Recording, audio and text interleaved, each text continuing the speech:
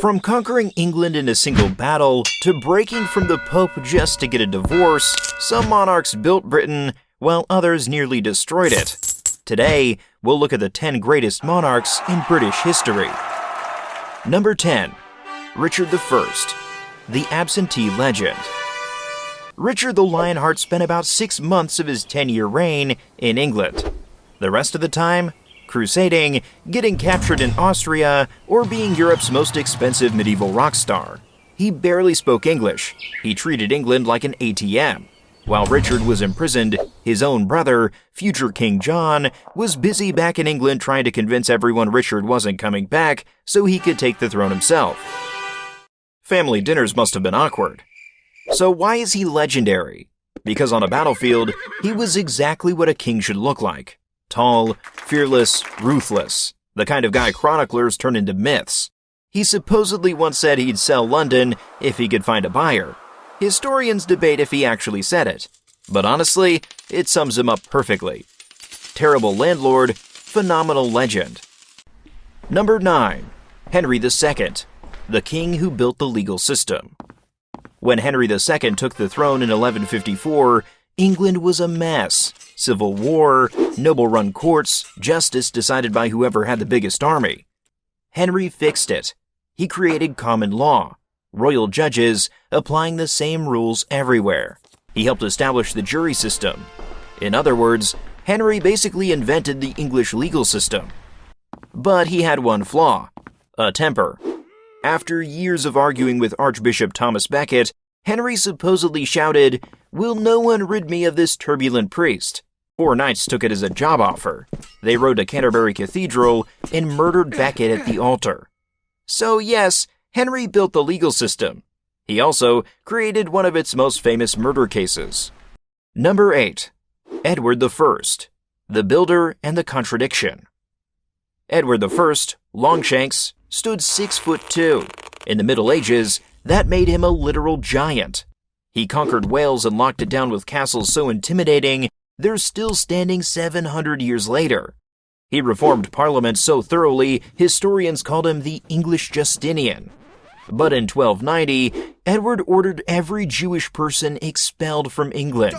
Thousands forced out. Jewish communities banned for centuries. So here's the question: what does great even mean? Castles that still define the landscape. An atrocity that scars history. Both are true. Number 7. Henry V, the perfect warrior king. In 1415, Henry V's army was sick, starving, and outnumbered 2 or 3 to 1 at Agincourt. But he had thousands of English longbowmen. The French knights charged across rain-soaked mud. The arrows fell. One of Europe's most powerful armies was shattered. By some estimates, the French lost 6,000 men. The English, only a few hundred. Agincourt became legend. Shakespeare gave Henry the most famous motivational speech in English literature. You know the one. "We few, we happy few, we band of brothers." And for a moment, Henry stood to become king of both England and France. Through war and diplomacy, he positioned himself to inherit the French crown upon the death of Charles VI. Then he died at 35, probably from disease, leaving his infant son to lose it all. Within a generation, almost everything Henry V had fought for was gone. The ultimate what if. Number 6. Henry VIII, the chaos agent. Henry VIII wanted a male heir. His first wife couldn't give him one.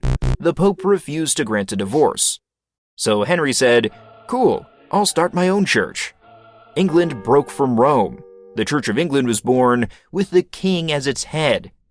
Then he dissolved the monasteries, the largest land seizure in English history, shifting power permanently. Hundreds of monasteries were shut down. Their wealth taken by the crown. Their land sold off to loyal nobles. The balance of power in England never recovered. 6 wives: Catherine of Aragon, Anne Boleyn, Jane Seymour, Anne of Cleves, Catherine Howard, Catherine Parr. 2 executions. Anne Boleyn and Catherine Howard lost their heads.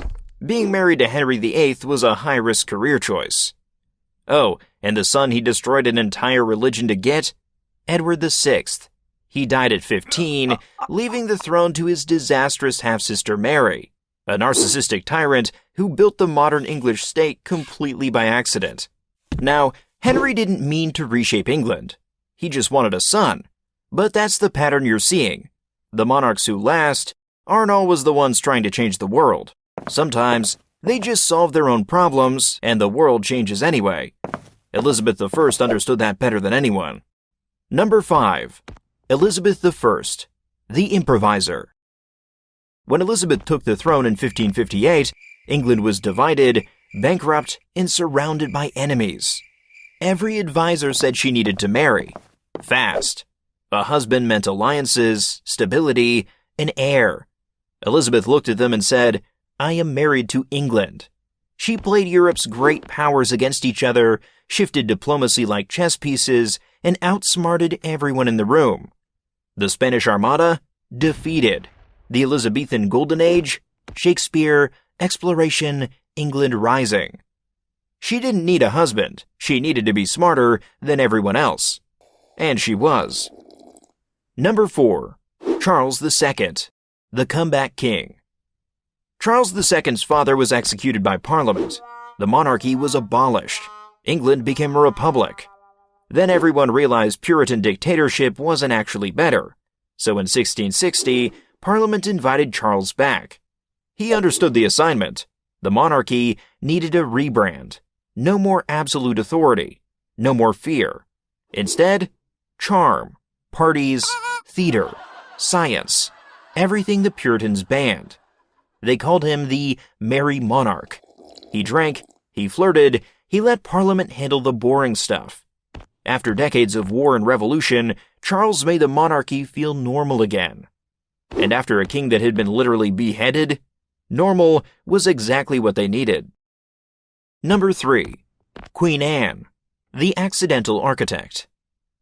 Anne wasn't a warrior, not a mastermind, not larger than life. She was pregnant 17 times. No children survived. But during her reign, England and Scotland united through the Acts of Union 1707, creating the single kingdom of Great Britain. And while Britain's armies won wars across Europe, Anne quietly let Parliament take the lead. She didn't dominate politics. She changed the systems politics operated within. The constitutional monarchy Britain still uses today? Anne built it. By accident. Number 2. George VI, the reluctant hero. George VI was never supposed to be king. His brother Edward VIII abdicated in 1936 to marry an American divorcee, and suddenly the shy, stammering spare heir was on the throne. Then World War II started. The Blitz, bombs falling on London every night. The royal family could have evacuated. George refused. He stayed. He shared the danger. When Buckingham Palace was hit, the Queen said she could finally look the East End in the face. He didn't conquer anything. He didn't expand territory. He just stayed where he was needed most. In the 20th century, that was the greatest thing a king could do. Number 1. William the Conqueror, Year Zero.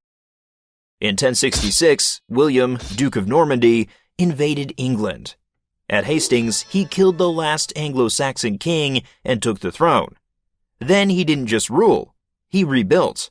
Anglo-Saxon nobles out, Norman lords in, castles everywhere. French became the language of power.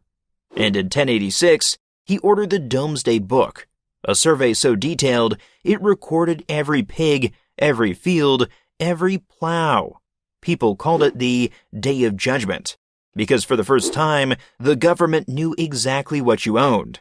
Which meant, of course, they knew exactly what they could tax.